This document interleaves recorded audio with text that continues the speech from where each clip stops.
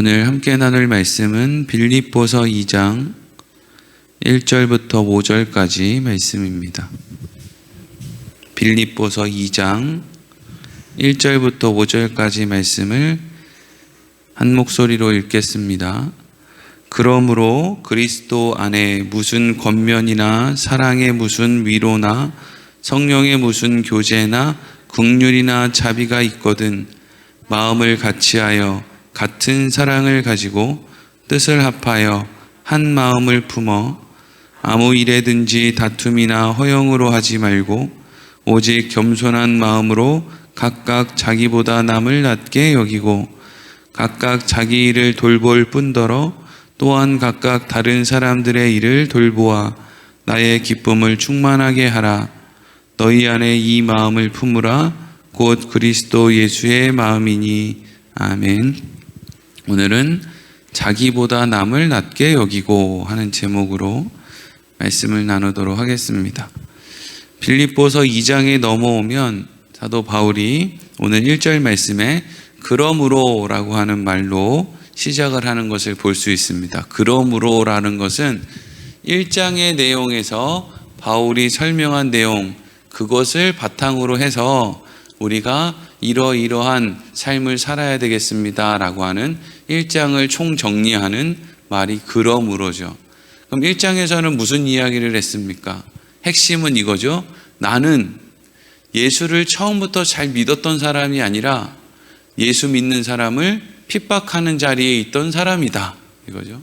나는, 너희들이 존경하는 나는 애초부터 잘난 사람이 아니고 얼마나 어리석고 미련한지 예수 믿는 사람을 잡아 죽이는 것이 하나님을 위해서 잘하는 일이다 라고 하는 그런 생각밖에 못하는 수준의 사람이었는데, 내가 하나님께 찾아간 게 아니라 하나님이, 예수님이 나를 직접 찾아오셨기 때문에 나는 어느 날 느닷없이 예수님을 만나게 되었고 인생이 이렇게 변화되게 되었다.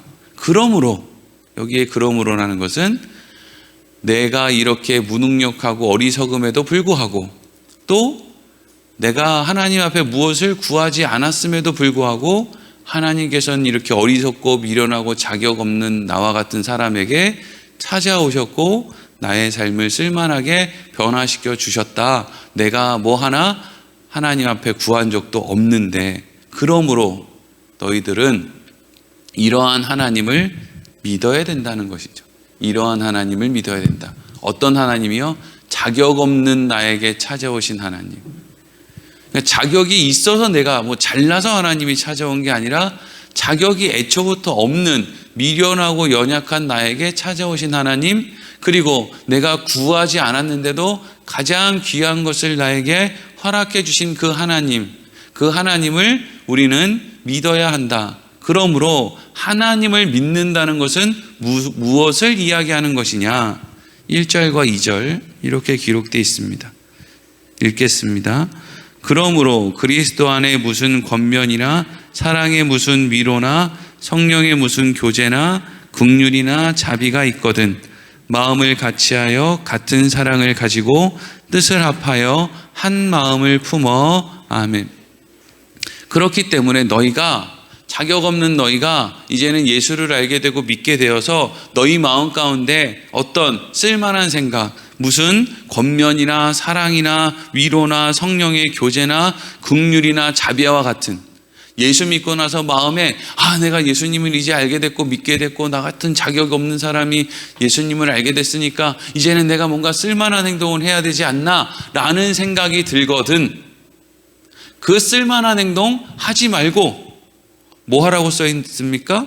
마음을 같이하여 사랑을 가지고 뜻을 합하여 한 마음을 품어라, 이렇게 얘기하고 있죠.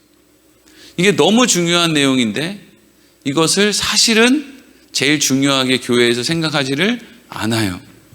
교회에서 제일 중요한 것은 기도도 예배도 전도도 무슨 사회 단체를 만들어 놓고 사람들에게 자선사업하는 것도 아니고, 제일 중요한 것은 너희 안에 하나님의 은혜를 그리고 믿음을 갖는 마음이 생겨났다면 너희는 제일 중요한 게 있는데 한 마음을 품어야 된다, 이거예요. 한 마음.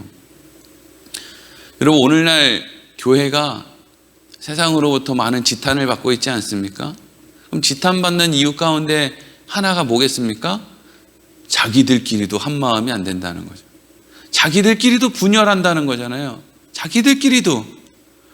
우리가 너희들을 볼 때 고아원을 지으라고 했냐, 양로원을 지으라고 했냐, 무슨 건물을 몇백억을 들여서 대단하게 크게 지어서 무슨 세상 가운데 우리 이렇게 건물 크게 지었으니까 하나님 살아계신 거 맞지? 누가 그런 거 하라 그랬냐? 니네들끼리 싸움이나 하지 마라. 니네들끼리. 같은 집안에 예수 믿는 사람이 있는데 같은 집안에 예수 믿는 사람들끼리도 한 마음이 돼요, 안 돼요? 한 마음이 안 된단 말이죠. 이게 기가 막힐 노릇이라는 거예요. 난 기도도 많이 해. 난 예배도 너무 잘 출석해. 나는 이번에 헌금도 많이 했어. 난 전도 왕이야. 별의별 이야기를 다 하는데 정작 같은 식구끼리도 똑같은 예수님을 믿는다는 게 뭐예요? 나는 구제불능이다. 그래서 하나님의 아들이 십자가에 매달려서 죽어야만 내가 살 정도로 나는 별 볼 일 없는 인생이다 라는 것을 인정하는 사람이 예수를 믿는 거 아닙니까? 근데 예수 믿는 사람끼리도 으르렁대요. 왜? 내가 잘났다는 거거든요. 그게 내가 다른 사람과 한 마음이 안 된다라는 것은 바울이 고백했던 이거, 난 자격이 없는 사람이었습니다. 그런데 하나님의 전적인 은혜로 내가 살았습니다. 이것을 마음에 품는다면 어떻게 이 마음을 가지고 내가 하나님의 은혜를 입었으니까 이제 전도해야지, 이 마음으로 가기 전에 내가 연약하고 하나님의 은혜는 한량없고 그러니까 나 같은 사람이 무슨 자격이 있어? 이런 마음이라면 애초에 뭐가 먼저 채워져야 되느냐? 한 마음이 먼저 되어야 된다는 거예요. 그래서 3절 4절 보겠습니다. 시작. 아무 일에든지 다툼이나 허영으로 하지 말고 오직 겸손한 마음으로 각각 자기보다 남을 낮게 여기고 각각 자기 일을 돌볼 뿐더러 또한 각각 다른 사람들의 일을 돌보아 나의 기쁨을 충만하게 하라. 아멘. 아무 일에든지, 그러니까 그러므로 이후에 우리 안에 하나님의 은혜와 또 우리 안에 믿음이 있다면 그러므로 그 마음을 가지고 어떤 일을 하든지 뭘 하지 말라는 거예요? 다툼이나 허영으로 하지 말고. 다툼은 내가 저 사람보다 잘났다라는 생각 때문에 생기는 거죠. 내가 저 사람보다 못났다 하는데 다툼이 생기겠습니까? 예를 들면 예수님이랑 나랑 다투겠습니까? 우리가 예수님한테 다투자고 덤벼들겠습니까? 예수님 앉혀놓고 요즘 시대가 이렇습니다 예수님 이렇게 하겠습니까? 그렇지 않단 말이죠. 그러니까 내가 누군가와 다툰다라는 것, 혈기를 낸다라는 것은 저 사람이 나만 못하다라는 생각이 있기 때문에 나오는 이야기죠. 허영이라는 게 뭐예요? 자기 분수에 넘치고 실상이 없는 거칠애를 허영이라고 해요. 저 사람이 나보다 못하다라고 생각을 하니까 자꾸 허영심을 가지고 자기 분수에도 지나치는 거칠애를 자꾸, 다른 말로 하면 자랑을 막 한단 말이에요. 여러분, 우리가 예수님 앞에서 예수님이랑 대화하는데 자랑하겠습니까? 예수님, 제가 새벽기도 왕입니다. 예수님, 제가 전도 왕입니다. 예수님, 제가 하루에 23시간씩 기도하고 1시간만 잡니다. 이런 얘기 하겠어요 예수님 앞에? 그런 얘기 안 한단 말이죠. 우리가 누군가에게 자기의 종교적인 열심을 자꾸 꺼낸다는 것은 내가 저 사람보다 낫다라는 생각이 있다라는 거예요. 그런데 아무 일이든지 다툼이나 허영으로 하지 말고 어떻게 하래요? 오직 겸손한 마음으로 자기보다 타인을 어떻게 여기라고요? 더 나은 사람으로 여겨라. 이 말은 교회에 너보다 못난 사람 없다. 이 목사야. 이런 이야기죠. 너보다 못난 사람 없어. 너보다 잘난 사람도 있어요? 없어요? 없죠. 우리는 다 그냥 죽으면 끝날 인생, 허무한 인생, 예수님께서 우리의 삶 가운데 찾아오지 않으셨으면 그냥 흐지부지 살다가 없어질 하루살이 같은 인생, 바람에 나는 겨와 같은 인생.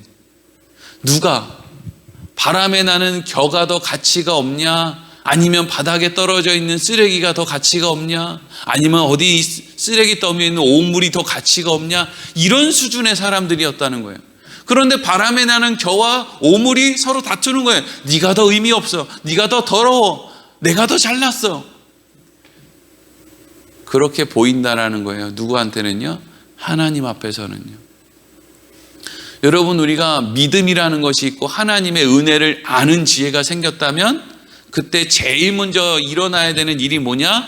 타인이 나보다 낫다라는 생각을 갖고 한 마음을 품는 거래요. 한 마음. 그러면 여기에서 한 마음이라는 게 무엇인가?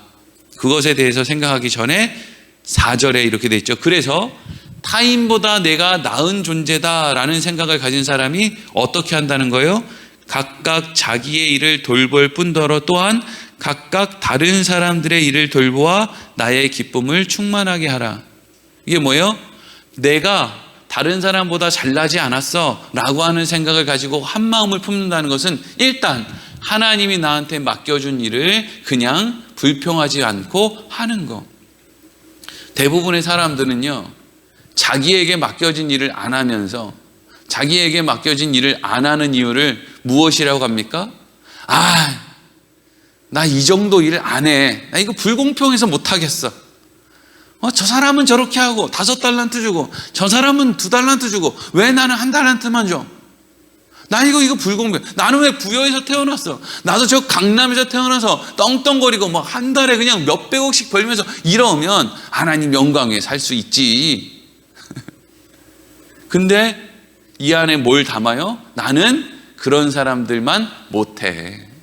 난 5달란트 받은 사람보다 모자란 사람이야 라는 생각을 그냥 가지게 되면 자기에게 주어진 삶을 그냥 산다고요. 그냥 한 달에 100만 원 벌어도 50만 원 벌어도 그냥 그거 하면서 기쁨으로 살 수 있다는 거예요.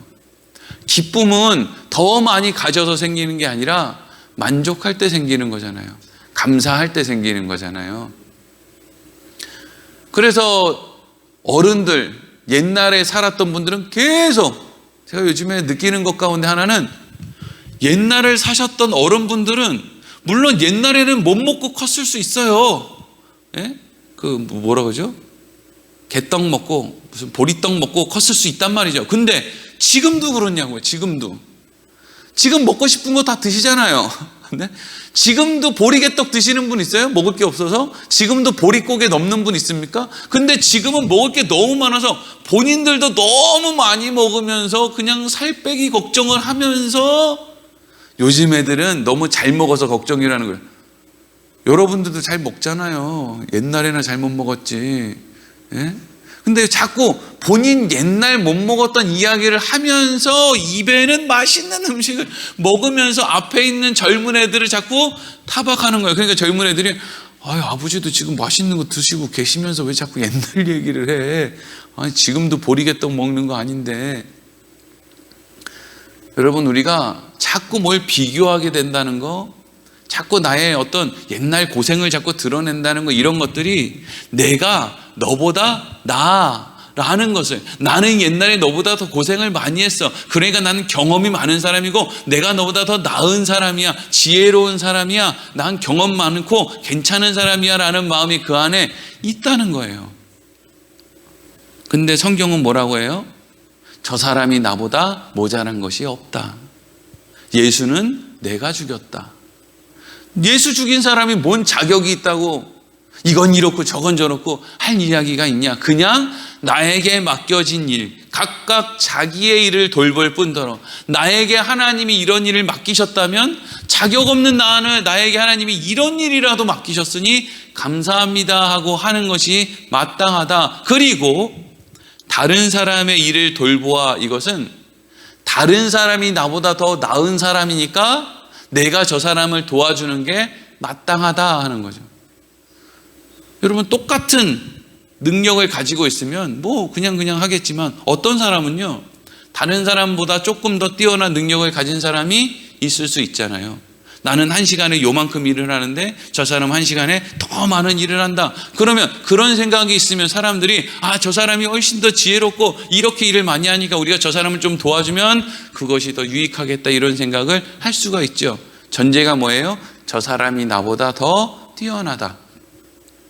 그러니까 타인이 나보다 낫다라는 생각을 가지면 우리는 어떠한 생각을 가지느냐? 저 사람이 나보다 훌륭하니까 내가 돕는 역할을 하는 것이 맞지. 내가 저 사람보다 잘났으면 우리는 어떻게 할 것 같아요? 네가 나를 도와라. 내가 회장할게, 네가 날 도와. 내가 목사할게, 네가 날 도와. 이렇게 할 거란 말이죠. 근데 타인이 나보다 낫다라고 하는 생각을 가지면 내가 타인을 돕는 자리에 설 수 있다 하는 거죠. 욥기를 보면 욥의 친구들이요, 욥이 고난을 당할 때 우르르 몰려와가지고 계속 욥기 거의 처음 시작부터 거의 끝날 때까지 계속 40장 정도 되는 긴 대목을 욥의 친구들이 와서 계속 욥에게 뭐라고 합니까? 불어. 너 잘못했지. 너 아무도 안 보는 데서 잘못했지. 하나님 앞에서 잘못했지. 너 분명히 그런 게 있어. 그러니까 하나님이 너를 그렇게 하는 거지. 너 그러지 않고서는 그렇게 하나님이 너를 이렇게 고난 가운데 밀어 넣을 수가 없어. 친구들이 계속 욥을 책망해요. 회개하라고. 그러면 이 친구들은 욥을 어떤 마음으로 계속 책망할까요? 내가 욥 너보다는 나은 사람이야. 그러니까 네가 나한테 배워야지. 욥의 친구들이 욥을 얼마나 책망하고 얼마나 가르치려고 그러는지 몰라요. 근데 욥기 결론에 하나님이 어떻게 했어요? 욥의 친구들을 싹 다 번걸리게 만들었어요.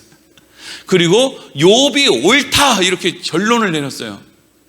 욥이 기도해 주지 않으면 니네 다 죽을 줄 알아. 이렇게 하고 결론이 나고 끝났어요. 욥의 친구들이 얼마나 황당했을까요? 욥의 친구들이 네가 지금 가르치려는 저 사람이 너보다 옳다라고 하나님이 한다고 한번 생각을 해보세요. 이제까지 내가 왜 그렇게 저 사람을 보고 답답해했지? 내가 뭐라고? 하나님이 욥의 친구들이 욥을 얼마나 답답하게 생각하는지 몰라요. 이 버르장머리 없는 놈, 하나님한테는 이렇게 해야 되는 건데. 그랬더니 하나님이 네가 틀렸다니까? 욥이 옳다니까? 이러는 거예요. 그러면서 욥에게 뭐라고 합니까? 너 세상을 만들 때 네가 있었어? 근데 이건 단지 욥에게만 하는 이야기가 아니고요, 이 성경을 보는 모든 독자들에게 하는 말이잖아요. 사람들에게 얘기하는 거예요. 욥을 타박했던 욥의 친구들에게도 이 말을 하는 거예요. 니네들이 뭐하라? 이 세상을 만들 때 기초를 놓을 때 네가 있었어? 왜 파도가 거기까지만 들어오고 더 이상 들어오지 않는지 니네들이 알기나 해? 왜 달이 지구 주위를 도는 줄 알아? 아는 거 하나도 없으면서 왜 1 더하기 1이 2인 줄 알아? 왜 세상이 그런 질서 속에 있는 줄 알아? 그렇잖아요. 우리는 당연히 물동이 하나에다가 또 물동이 하나를 넣으면 물이 2동이 양만큼 불어날 거라고 믿는데 그건 그냥 하나님이 만들어낸 법칙이란 말이에요. 왜 그런 우리가 상식이라고 생각하고 있는 그 법칙을 하나님이 왜 그렇게 만들어냈는지 우리는 그냥 몰라요. 몰라. 근데 그거 하나 아는 것도 제대로 없으면서 우리는 그렇게 한다는 거예요. 다 아는 사람처럼. 그래서 그렇게 나보다 타인을 낮게 여기는 마음, 겸손한 마음, 한 마음이 되고자 하는 그 마음은 결국 어디에서부터 오느냐? 오늘 5절 읽겠습니다. 시작. 너희 안에 이 마음을 품으라. 곧 그리스도 예수의 마음이니. 아멘. 이 마음이라는 거예요. 어떤 교회가 한 마음이 되는 교회가 될 수 있느냐? 예수 그리스도의 마음을 갖는 교회. 어떤 가정이 한 마음을 가질 수 있느냐? 예수 그리스도의 마음을 갖는 가정. 여러분, 예수님 어떻게 사셨어요? 예수님만큼 잘나신 분이 어디 있어요? 세상에서 제일 잘난 분이 이 땅에 오셔서 가장 못난 모습으로 사람들에게 손가락질 받고 결국에는 십자가에서 죽으셨죠? 그러면 예수님은 어떻게 그런 삶을 사셨어요? 예수님 그렇게 잘났는데? 예수님은 하나님을 믿었기 때문이에요. 그걸 보여주신 거잖아요. 예수님이 얼마나 잘났는지를 보여주러 이 땅에 온 게 아니라 하나님을 믿는 것이 무엇인가를 보여주기 위해서 예수님이 오신 거예요.